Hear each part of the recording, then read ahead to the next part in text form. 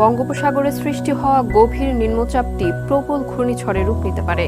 স্থানীয় সময় রোববার সন্ধ্যার পর এটি বাংলাদেশের উপকূলে আঘাত হানতে পারে বলে জানিয়েছে আবহাওয়া অধিদপ্তর। তবে ঘূর্ণিঝড়ের গতি বেড়ে গেলে সেটি দ্রুততার সঙ্গে উপকূল অতিক্রম করতে পারে। ঘূর্ণিঝড়টি 130 কিলোমিটার বেগে আঘাত হানতে পারে বলে জানিয়েছে আবহাওয়া অফিস।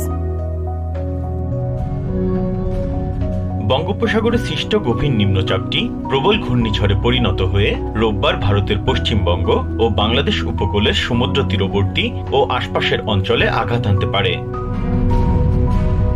ঘূর্ণিঝড়ের সময় উপকূলীয় এলাকায় ঘন্টায় সর্বোচ্চ 135 কিলোমিটার বেগে বইতে পারে ঝড়। চলতি প্রাক বর্ষা মৌসুমে বঙ্গোপসাগরে এটি প্রথম ঘূর্ণিঝড় হতে যাচ্ছে। ঘূর্ণিঝড়টির নাম দেওয়া হয়েছে রেমাল। বঙ্গোপসাগরে সৃষ্ট এই ঝড়ের নাম দিয়েছে ওমান।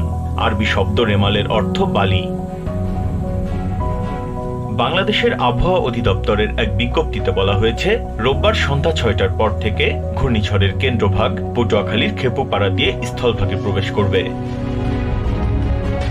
শনিবার দুপুরে আবহাওয়াবিদরা জানান, ঝড়ের শক্তি বাড়ার আশঙ্কা রয়েছে।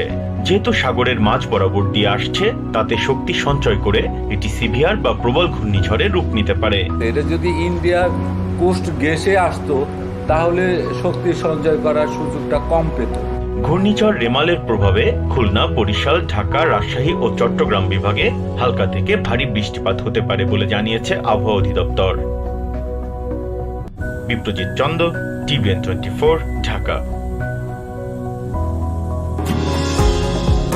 নিউ ইয়র্ক থেকে সম্প্রচারিত TVN 24 টেলিভিশন বিশ্বজুড়ে বাঙালির কণ্ঠস্বর।